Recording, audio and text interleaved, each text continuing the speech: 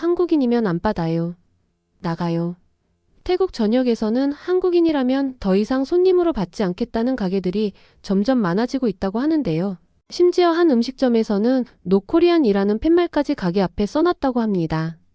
하지만 한국인 출입이 점점 줄면서 가게 매출도 점점 줄어들고 가게 주인들은 결국 떨어진 매출을 채우기 위해 태국 정부에 도움을 청하지만 태국 정부는 오히려 도움을 주기보다는 가게 주인들을 향해 비판을 서슴지 않게 내뱉고 있다고 합니다. 한국인 출입을 막음으로써 태국 경제의 위기가 찾아올 거라는 전문가들의 분석이 있었기 때문인데요. 과연 이 사태에 대해 정부는 어떤 해결책을 내놓게 될지 지금 바로 들어보시죠. 구독과 좋아요, 알림 설정 부탁드립니다. 안녕하세요. 제 이름은 마르게리트 드라크루아예요. 리옹 호텔 경영대학원에서 수석으로 졸업했죠. 저는 어릴 때부터 완벽주의 성향이 강했어요. 프랑스 최고의 미슐랭 레스토랑에서 매니저로 일하면서도 늘 뭔가 부족하다고 느꼈거든요. 그러던 어느 날 우연히 한국행 비행기에 올랐어요. 사실 한국은 제 버킷리스트에도 없던 나라였죠. 인천공항에 도착했을 때부터 저는 충격의 연속이었어요. 프랑스의 샤를드골 공항이나 영국의 히드로 공항보다 더 체계적이고 세련된 시스템에 놀랐죠. 공항 직원들의 친절함은 물론이고 입국 심사대의 효율적인 운영, 깔끔한 시설 관리까지 모든 게 완벽했어요. 특히 인상 깊었던 건 디지털 기술의 활용이었어요. 키오스크로 환전하고 QR코드로 교통카드를 구매하고 모바일로 모든 걸 해결할 수 있다는 게 신기했죠. 서울에서의 일주일은 제 인생을 완전히 바꿔놓았어요. 제가 묵었던 호텔은 파리의 리츠 칼튼보다 더 세심한 서비스를 제공했거든요. 체크인할 때부터 남달랐어요. 직원들은 제 이름을 외우고 있었고 제가 프랑스에서 왔다는 걸 알고 프랑스어로 인사를 건네더라고요. 룸서비스를 시켰을 때는 정확히 약속한 시간에 도착했고 음식은 완벽한 온도로 서빙됐죠. 특히 감동받은 건 조식당이었어요. 프랑스의 호텔 조식이 늘 똑같은 크로와상과 커피였다면 이곳은 매일 새로운 메뉴로 손님들을 즐겁게 해줬거든요. 뷔페 테이블은 항상 깔끔했고 음식이 조금만 줄어도 바로 리필됐어요. 직원들은 계속 미소를 띠고 있었고 자리를 비운 사이 냅킨을 새 것으로 갈아주는 섬세함까지 보여줬죠. 호텔 밖에서의 경험도 놀라웠어요. 지하철은 마치 스위스 시계처럼 정확했고 버스는 실시간으로 위치를 추적할 수 있었죠. 식당에서는 키오스크로 주문하고 모바일로 결제하는 게 너무나 자연스러웠어요. 특히 인상 깊었던 건 똑똑한 쓰레기통이었어요. 쓰레기를 버리면 자동으로 분리수거가 되고 심지어 포인트까지 적립해 주더라고요. 명동의 한 백화점에서는 또 다른 놀라움을 경험했어요. 화장실을 찾았을 때였죠. 프랑스였다면 그저 용변만 해결하고 나올 화장실이 이곳에서는 하나의 휴식 공간이었어요. 파우더룸에는 화장품과 드라이기가 구비되어 있었고 심지어 공기청정기까지 있더라고요. 화장실 문에는 센서가 달려 있어서 사용 중인지 아닌지를 쉽게 확인할 수 있었죠. 한국에서 가장 인상 깊었던 건 모바일 퍼스트 문화예요. 택시를 부를 때도, 음식을 주문할 때도, 쇼핑을 할 때도 모든 게 스마트폰 하나로 해결됐거든요. 심지어 조그만 분식집에서도 QR코드로 메뉴를 보고 모바일로 결제할 수 있었어요. 이런 편리함이 서비스의 질을 떨어뜨릴 거라고 생각했는데 오히려 더 나은 서비스를 만들어내더라고요. 서울의 한 호텔 라운지에서 커피를 마시며 생각했어요. 이게 바로 내가 꿈꾸던 서비스구나. 프랑스의 전통적인 서비스는 격식과 예절을 중시하지만 때로는 그게 손님들에게 부담이 되기도 하거든요. 반면 한국의 서비스는 편리함과 효율성을 추구하면서도 그 속에 따뜻한 배려가 담겨 있었어요. 한국에서의 일주일이 끝나갈 무렵 저는 큰 결심을 하게 됐어요. 바로 이런 서비스 시스템을 아시아의 다른 곳에 도입해보자는 거였죠. 마침 태국 푸켓의 한 호텔이 매각된다는 소식을 들었어요. 부모님은 반대하셨죠. 마르게리트, 내가 미쳤구나. 프랑스 최고의 미슐랭 레스토랑 매니저 자리를 버리고 태국이라니. 하지만 저는 확신했어요. 한국에서 본 그 완벽한 서비스를 태국에서 구현해낼 수 있을 거라고요. 지금 돌이켜보면 그때의 제 모습이 너무 순진했던 것 같아요. 한국의 세련된 서비스 시스템은 하루아침에 만들어진 게 아니었거든요. 수십 년간 꾸준히 발전시켜온 노하우와 시스템, 그리고 서비스 정신이 있었기에 가능했던 거죠. 하지만 그때의 저는 너무나도 자신만만했어요. 프랑스의 품격과 한국의 효율성을 접목하면 태국에서도 성공할 수 있을 거라 믿었거든요. 그런데 현실은 제가 생각했던 것과는 너무나도 달랐어요. 마르게리트의 태국 이야기는 방콕 공항에서부터 시작됐어요. 한국의 깔끔한 인천공항이 아직도 눈에 선한데 방콕 공항은 충격 그 자체였죠.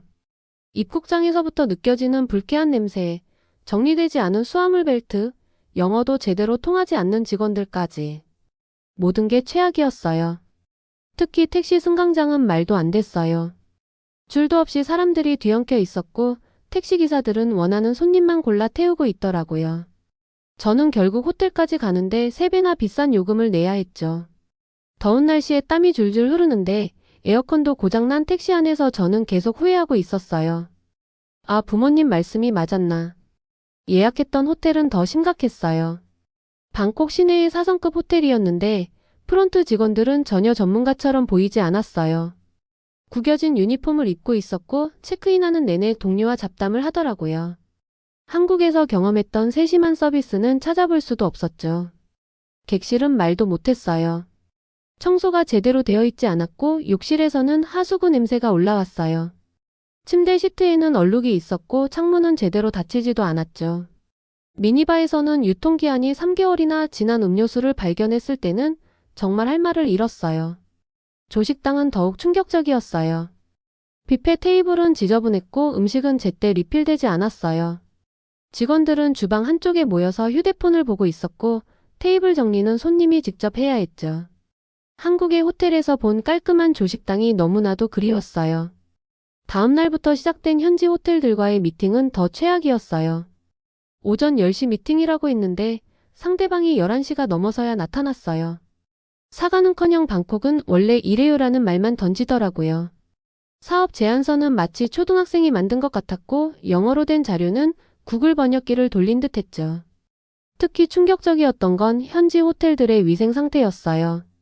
주방을 둘러보니 바퀴벌레가 떼지어 다니고 식재료는 바닥에 그대로 놓여 있었어요.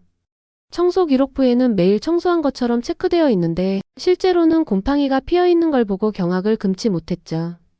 거리를 걸으면서 보는 관광지들의 모습도 실망스러웠어요. 쓰레기가 굴러다니고 길거리 음식점들은 위생 상태가 의심스러웠어요. 특히 관광객들을 상대로 한 바가지 요금은 정말 심각했죠. 100바트짜리 물건을 외국인에겐 500바트에 팔려고 하고 거절하면 집요하게 따라다니며 괴롭히더라고요. 한 번은 현지 호텔 매니저와 식사를 하면서 이런 문제점들을 이야기했어요. 그런데 돌아온 대답이 더 충격적이었죠. 손님들이 불편해하면 다른 호텔로 가면 되죠. 우리는 원래 이렇게 해왔어요. 이런 안일한 태도가 태국 관광업의 현주소였던 거예요. 밤에 호텔로 돌아와서 창밖을 바라보며 생각했어요. 한국의 호텔에서는 당연했던 것들이 여기서는 왜 이렇게 어려운 걸까요? 청결, 정확성, 친절함. 이런 기본적인 것들조차 지켜지지 않는 현실이 너무나도 답답했어요. 하지만 저는 포기하지 않기로 했어요. 오히려 이런 현실이 제게는 기회일 수도 있겠다는 생각이 들었거든요. 한국에서 배운 서비스 정신과 시스템을 이곳에 도입한다면 분명 차별화된 경쟁력을 가질 수 있을 거라고 믿었어요. 그래서 저는 더 큰 결심을 하게 됐죠. 호텔을 직접 운영해보기로 한 거예요. 지금 생각해보면 그때의 제 모습이 너무 순진했던 것 같아요. 한국의 서비스 시스템은 수십 년간의 노력과 투자로 만들어진 결과물이었는데 제가 그걸 몇 개월 만에 태국에서 구현하겠다고 생각했으니까요. 하지만 그때의 열정이 없었다면 지금의 변화도 없었을 거예요. 때론 순진한 도전이 새로운 길을 여는 법이니까요. 푸켓에서의 제 도전은 해변가의 중형 호텔을 인수하면서 시작됐어요. 프랑스 소재 가족 레스토랑의 지분을 팔고 부모님을 겨우 설득해서 마련한 종자돈으로요. 부모님은 마르게리트, 프랑스에서 잘 나가는 미슐랭 레스토랑 매니저 자리를 버리고 태국이라니 하고 말리셨지만 전 제 선택을 믿었어요. 서울의 손님 서비스 시스템을 직접 본 후 동남아에서도 이게 가능하다는 확신이 있었거든요. 하지만 현실은 생각보다 훨씬 더 처참했어요. 인수한 호텔의 실사 과정에서부터 문제가 터지기 시작했죠.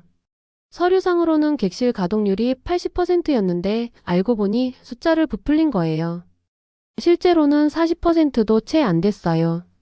직원들의 이력서도 대부분이 허위였고 특히 주방은 정말 최악이었죠. 바퀴벌레가 떼지어 다니고 냉장고에는 유통기한이 한 달이나 지난 식재료들이 가득했어요. 화장실은 또 어땠을까요? 청소 기록부에는 매일 청소한 것처럼 체크가 되어 있었는데 실제로는 곰팡이가 피어 있더라고요. 객실 린넨은 제대로 관리되지 않아서 얼룩이 있는 시트를 그대로 사용하고 있었고 타월은 누렇게 변색되어 있었어요. 한국 호텔에서 당연하게 여겨지던 기본적인 청결도 지켜지지 않고 있었죠. 직원 교육을 시작하면서 더 큰 벽에 부딪혔어요. 한국에서는 당연하게 여겨지는 것들이 여기서는 전부 불가능한 일이었거든요. 예를 들어 아침 조회를 시작하려고 했는데 아무도 시간을 지키지 않는 거예요. 9시 시작인데 10시가 다 되어서야 사람들이 모이더라고요. 지각한 이유를 물어보면 비가 와서요. 어제 늦게 잤어요. 같은 변명만 늘어놓았죠. 서비스 교육은 더 힘들었어요. 한국에서 가져온 매뉴얼로 교육을 시작했는데 직원들의 반응이 정말 황당 그 자체였죠. 손님이 짜증내면 우리도 짜증내면 되죠. 서 있기 힘든데. 왜 계속 서 있어야 해요? 웃으면서 인사하는 게 부끄러워요 같은 말들이 나왔어요. 서울의 호텔 직원들이 들으면 기절할 것 같은 반응들이었어요. 청소 교육도 큰 문제였어요. 침대 시트를 개는 방법부터 가르쳤는데 한 직원이 이렇게 말하더라고요. 손님이 어차피 또 쓸 건데 뭐하러 이렇게 꼼꼼하게 해요? 화장실 청소도 곰팡이는 원래 있는 거예요. 이 정도면 깨끗한 거예요 하면서 대충대충 넘어가려고 했죠. 식당 서비스는 또 어땠을까요? 한 번은 한국인 관광객 단체가 왔는데 주문한 음식이 1시간이 지나도록 안 나온 거예요. 주방에 가보니 요리사가 담배 피우면서 휴대폰 게임을 하고 있더라고요. 제가 뭐라고 하니까 조금만 기다리면 되잖아요 라는 답이 돌아왔어요. 서울에서 경험했던 신속하고 정확한 서비스는 그야말로 꿈같은 이야기였죠. 프론트 데스크는 더 심각했어요. 손님이 체크인하는데 30분씩 기다리게 하고 예약이 꼬여서 객실이 없는데도 손님을 받아버리고 한 번은 한국인 신혼부부가 허니문으로 왔는데 예약해둔 스위트룸을 다른 손님에게 줘버린 거예요. 제가 황급히 사과하고 다른 호텔을 알아봤지만 그 부부의 실망한 표정은 잊을 수가 없어요. 이런 상황에서도 저는 포기하지 않았어요. 오히려 더 강한 변화를 시도했죠. 먼저 한국어를 조금이라도 할 수 있는 직원들을 새로 채용했어요. 그리고 한국의 호텔 서비스 전문가를 초빙해서 2주간 집중 교육을 진행했죠. 처음에는 반발이 심했지만 점차 변화가 보이기 시작했어요. 특히 효과적이었던 건 서비스 롤플레이 교육이었어요. 직원들이 직접 손님 역할을 해보면서 자신들이 제공하던 서비스가 얼마나 불편했는지 깨닫게 된 거죠. 또 한국의 호텔 서비스 영상을 보여주면서 우리가 지향해야 할 목표를 명확히 제시했어요. 변화는 생각보다 빨리 찾아왔어요. 직원들이 하나둘씩 달라지기 시작한 거죠. 출근 시간을 지키고 유니폼을 단정하게 입고 손님들에게 미소로 인사하는 모습이 보이기 시작했어요.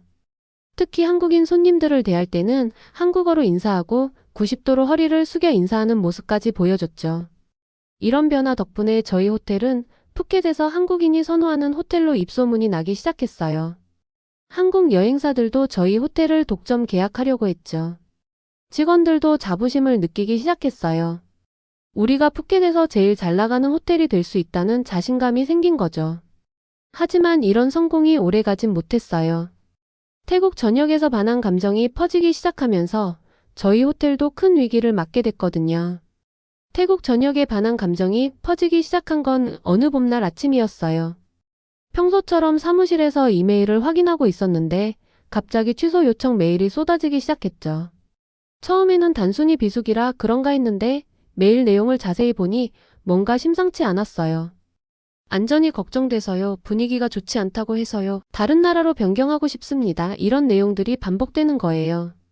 휴대폰을 열어 SNS를 확인했더니 정말 충격적인 장면들이 가득했어요. 방콕의 상점들이 앞다투어 한국인 출입금지 팻말을 걸고 마사지샵에서는 한국인 손님을 거절하는 영상까지 올라오고 있었죠. 급하게 현지 매니저인 수파차이에게 전화를 걸었어요. 이게 무슨 일이에요? 했더니 수파차이의 목소리가 떨리더라고요. 죄송해요, 사장님. 지금 분위기가 많이 안 좋아요. 한국인들을 배척하는 움직임이 퍼지고 있어요. 저는 바로 현장으로 달려갔어요. 거리의 풍경은 완전히 달라져 있었어요. 평소 한국인 관광객들로 북적이던 상점들은 대부분 문을 닫았고 길거리는 한산했어요. 특히 충격적이었던 건 제가 자주 가던 한국 식당가였어요. 20개가 넘는 가게들이 전부 문을 닫은 채 당분간 영업 중단이라는 팻말만 걸려 있더라고요. 호텔에 도착해서 직원들과 긴급 회의를 했어요. 분위기는 무거웠어요. 우리 호텔 예약률은 전주 대비 80% 감소했고 이미 예약한 손님들도 줄줄이 취소를 하고 있었거든요. 직원들 중에서는 울음을 터뜨리는 사람도 있었어요. 이러다 우리 다 실직하는 거 아니에요? 저는 직접 현장 조사를 시작했어요. 왜 이런 일이 벌어졌는지 알아야 했거든요. 우선 한국인 출입금지 팻말을 건 상점들을 찾아갔어요. 처음에는 대화를 거부하던 사람들도 제가 프랑스인이라고 하니까 조금씩 입을 열기 시작했죠. 그들의 이야기를 들으면서 저는 점점 더 혼란스러워졌어요. 이유가 너무 말도 안 되는 거예요. 한국 손님들이 너무 까다로워요. 청결을 요구하고 정확한 시간을 지키라고 해요. 친절한 서비스를 바라요. 이런 게 문제라는 거예요. 기본적인 서비스 품질을 요구하는 게 왜 문제가 되는 건지 이해할 수 없었죠. 더 충격적이었던 건 이 모든 게 SNS를 통해 계획적으로 퍼져나갔다는 거예요. 누군가가 의도적으로 반한 감정을 부추기고 있었던 거죠. 한국인들이 태국인을 무시했다는 허위 영상이 퍼지고 맥락이 잘린 사진들이 공유되고 마치 누군가가 이걸 조종하는 것 같았어요. 호텔로 돌아와서 한국인 예약 취소 데이터를 분석해봤어요. 지난 3년간 우리 호텔 수입의 65%가 한국인 관광객에서 나왔더라고요. 이런 상황이 계속되면 우리 호텔은 물론이고 푸켓 전체가 막대한 경제적 타격을 입을 게 뻔했어요. 한국의 관광업계 파트너들에게 연락했더니 그쪽도 발칵 뒤집혀 있더라고요. 이미 수많은 여행사들이 푸켓 상품을 모두 취소했고 항공사들도 운항 축소를 검토하고 있었어요. 하지만 한국 측의 대응은 매우 성숙했어요. 감정적으로 대응하지 않고 차분하게 상황을 지켜보며 대화로 해결하려 노력하더라고요. 이런 상황 속에서도 한국 관광객들의 반응은 정말 놀라웠어요. 오히려 태국을 걱정하는 댓글들이 많았거든요. 태국 관광업이 큰 타격을 입을 텐데. 이런 식으로 해결될 문제가 아닌데. 이런 반응들이었어요. 반면 현지 SNS는 마치 축제 분위기였어요. 드디어 우리가 한국인들에게 본때를 보여줬다.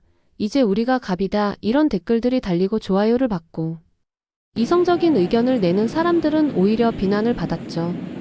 제가 가장 존경하던 파트너 중 한 명인 솜차이 아저씨의 마사지샵도 문을 닫았어요.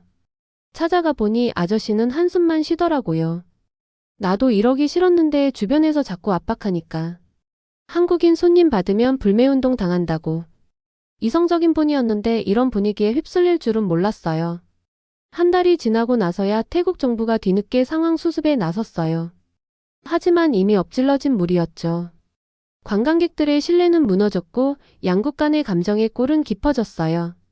가장 바보 같은 건 이 모든 사태의 피해자가 결국 태국 관광업계라는 거였어요. 밤늦게 호텔 옥상에서 바다를 바라보며 생각했어요. 한때는 한국인들의 웃음소리로 가득했던 이 거리가 이제는 텅 비어 있으니까요. 상점들은 하나둘 문을 닫고 호텔들은 직원들을 내보내고 이 모든 게 감정적인 대응이 만들어낸 결과라고 생각하면 더욱 안타까워요. 프랑스인인 제가 보기에도 한국은 여전히 침착하고 성숙한 태도를 보여주고 있어요. 외교적 보복을 하지 않고 오히려 대화로 문제를 해결하려 노력하고 있죠.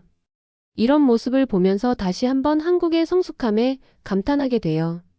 이제 저는 매일 아침 사무실에서 한숨만 쉬고 있어요.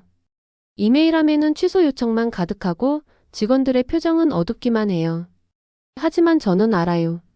이런 감정적인 대응은 결국 태국에만 피해를 줄 뿐이라는 걸요. 태국도 언젠가는 한국처럼 성숙해질 수 있겠죠? 태국 관광산업의 위기는 예상보다 더 심각했어요. 제 호텔의 매출은 전년 대비 70% 이상 감소했고 직원들의 급여를 제때 지급하기도 힘들어졌죠. 하지만 더 큰 문제는 태국 전체 관광업계의 붕괴였어요. 특급 호텔들은 객실 요금을 50%까지 낮췄고 중소 호텔들은 하나둘씩 문을 닫기 시작했어요. 특히 푸켓은 상황이 더 심각했어요. 한국인 관광객이 전체 관광객의 40%를 차지했었거든요. 그들이 사라지자 상권이 무너지기 시작했죠. 한국 식당들은 물론이고 현지 식당들도 줄줄이 문을 닫았어요. 마사지샵, 기념품 가게, 여행사. 도미노처럼 쓰러져 갔죠. 실업자가 급증하면서 사회적 문제도 커졌어요. 호텔과 식당에서 일하던 직원들이 일자리를 잃었고 노점상들도 장사를 접어야 했죠. 한국인을 배척하자고 했던 사람들도 이제는 후회하기 시작했어요. 우리가 너무 감정적으로 대응했나 하면서요. 제가 운영하는 호텔도 힘든 시기를 보내고 있었어요. 저희 호텔은 특히 한국인 관광객들을 위한 서비스에 많은 투자를 했거든요. 한국어 가능 직원들을 채용하고 한국식 조식을 준비하고 객실에 한국어 방송도 설치했었죠. 그런데 이제는 그게 오히려 독이 됐어요. 하지만 저는 이 위기를 기회로 삼기로 했어요. 먼저 유럽과 호주 시장을 공략하기 시작했죠. 프랑스인인 제 배경을 활용해서 유럽 여행사들과 계약을 맺었어요. 그리고 한국에서 배운 서비스 시스템은 그대로 유지했어요. 깔끔한 객실 관리, 정확한 서비스, 친절한 직원들. 이런 것들이 오히려 서양 관광객들에게도 좋은 평가를 받았거든요. 특히 효과적이었던 건 디지털 전환이었어요. 한국에서 배운 키오스크 시스템, QR코드 메뉴, 모바일 결제 등을 도입했죠. 서양 관광객들도 이런 편리한 시스템에 만족해했어요. 태국에서 이런 선진 시스템을 만날 줄 몰랐다는 평가가 많았죠. 그러면서 조금씩 변화가 생기기 시작했어요. 주변 호텔들이 저희 호텔을 벤치마킹하기 시작한 거예요. 어떻게 이런 서비스 시스템을 만들었냐? 직원 교육은 어떻게 하냐? 이런 문의가 늘어났죠. 저는 기꺼이 노하우를 공유했어요. 결국 이건 태국 관광산업 전체의 발전으로 이어질 테니까요. 젊은 호텔리어들을 중심으로 변화의 움직임이 일어나기 시작했어요. 우리도 한국처럼 체계적인 시스템을 갖춰야 해요. 이제는 서비스 품질을 높여야 할 때예요. 이런 목소리들이 나오기 시작했죠. 심지어 자발적으로 태국 호텔 서비스 혁신 모임을 만들어서 한국의 호텔 서비스를 연구하기도 했어요. 태국 관광청에도 변화의 바람이 불었어요. 관광 수입이 급감하면서 위기감을 느낀 거죠. 드디어 그들도 서비스 품질의 중요성을 깨닫기 시작했어요. 한국의 관광 서비스 품질 인증 제도를 벤치마킹하자는 제안에도 긍정적인 반응을 보였죠. 특히 고무적이었던 건 젊은 세대들의 반응이었어요. SNS에서 우리가 잘못했다, 감정적으로 대응해서 미안하다는 글들이 올라오기 시작했죠. 한국 문화를 좋아하는 젊은이들이 앞장서서 반한 정서를 바꾸려 노력했어요. 한국의 대응도 정말 인상적이었어요. 태국의 감정적 대응에도 불구하고 차분하게 상황을 지켜보며 대화의 길을 열어뒀거든요. 심지어 일부 한국 기업들은 태국의 서비스 교육을 돕겠다고 나서기도 했어요. 제 호텔은 이제 작은 한국식 서비스 교육센터가 됐어요. 매주 주변 호텔 직원들이 찾아와서 교육을 받고 있죠. 처음에는 반발도 있었지만 이제는 대기자가 밀릴 정도예요. 특히 젊은 직원들의 호응이 뜨거워요. 그들은 이미 한국의 발전된 모습을 SNS를 통해 보아왔기 때문이죠. 최근에는 반가운 소식들이 들려오고 있어요. 한국 여행사들이 조금씩 태국 상품을 다시 기획하기 시작했고 항공사들도 운항 노선 확대를 검토하고 있다고 해요. 물론 예전의 수준을 회복하기까지는 시간이 더 필요하겠지만 적어도 방향은 올바른 쪽으로 가고 있는 것 같아요. 가끔 옥상에서 석양을 보며 생각해요. 이번 사태가 어쩌면 태국 관광업계에 필요한 변화였을지도 모른다고요. 때로는 이런 위기가 있어야 진정한 발전이 시작되는 법이니까요. 태국이 한국의 선진 서비스 문화를 배우고 더 나은 관광지로 거듭나길 바라면서 저는 오늘도 이 변화의 한가운데서 노력하고 있답니다. 가장 큰 교훈은 서비스 품질은 결코 타협의 대상이 될 수 없다는 거예요. 한국이 보여준 것처럼 높은 서비스 기준을 지키는 것이 결국은 관광산업의 경쟁력이 되는 거죠. 태국도 이제 그 길을 걷기 시작했어요. 비록 더디지만 분명히 변화는 시작됐답니다. 얼마 전에는 반가운 손님을 맞이했어요. 작년에 저희 호텔에서 불쾌한 경험을 했던 한국인 신혼부부가 다시 찾아온 거예요. 이번에는 정말 완벽한 서비스로 그들을 모셨죠. 체크아웃할 때 그들이 해준 말이 아직도 기억나요. 많이 달라졌네요. 이제 한국의 호텔이 부럽지 않아요. 그래요, 우리는 변하고 있어요. 더 나은 서비스를 향해, 더 성숙한 관광산업을 향해 한 걸음씩 나아가고 있죠. 이 변화의 여정에서 한국은 우리의 멘토이자 롤모델이 됐어요. 언젠가는 태국도 한국처럼 세계적인 관광 강국이 될 수 있겠죠? 저는 그날을 꿈꾸며 오늘도 직원들과 함께 노력하고 있답니다. 오늘도 저는 푸켓의 해변을 바라보며 지난 시간을 돌아봐요. 한국에서의 감동적인 경험으로 시작된 제 도전이 이제는 태국 관광산업의 작은 변화를 이끌어가고 있죠. 처음에는 너무나 힘들었어요. 기본적인 서비스 개념조차 없던 직원들과 싸우다 지칠 때도 많았고, 반항 감정이 퍼졌을 때는 모든 게 무너지는 줄 알았어요. 하지만 지금은 달라졌어요. 저희 호텔을 찾는 손님들은 태국에서 이런 서비스를 받을 줄 몰랐다고 말씀하세요. 특히 한국인 손님들이 다시 돌아오기 시작했다는 게 정말 기쁘네요.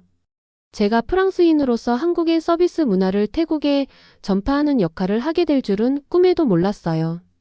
이제 저는 매일 아침 직원들과 함께 오늘도 최고의 서비스를 하고 외치며 하루를 시작해요. 더 이상 지각하는 직원도 없고 불친절한 태도로 손님을 대하는 일도 없어졌죠. 오히려 어떻게 하면 손님들이 더 편하실까요? 하고 먼저 제안하는 직원들이 늘어났어요. 가끔 한국의 호텔 매니저들과 연락하며 조언을 구하기도 해요. 그들은 항상 친절하게 노하우를 공유해 주시죠. 덕분에 저희 호텔은 이제 푸켓의 대표적인 모범 호텔이 됐어요. 주변 호텔들도 저희를 벤치마킹하려 하고 직원 교육 프로그램도 공유해달라고 요청하고 있죠. 이제는 태국 관광청에서도 저를 자문위원으로 초청해요. 한국의 선진 서비스 시스템을 태국 전역에 도입하는 방안을 논의하고 있죠. 물론 아직 갈 길이 멀어요. 하지만 적어도 우리는 올바른 방향으로 한 걸음씩 나아가고 있다고 믿어요. 프랑스인인 제가 한국과 태국을 잇는 다리 역할을 하게 될 줄은 몰랐어요. 하지만 이게 바로 제가 해야 할 일이 아닐까요? 서로 다른 문화를 이해하고 더 나은 서비스를 만들어가는 것. 그래서 저는 오늘도 푸켓의 해변에서 새로운 꿈을 꾸고 있답니다. 지금까지의 사연 어떻게 들으셨나요? 다음에 더 재밌는 사연으로 돌아올게요. 감사합니다.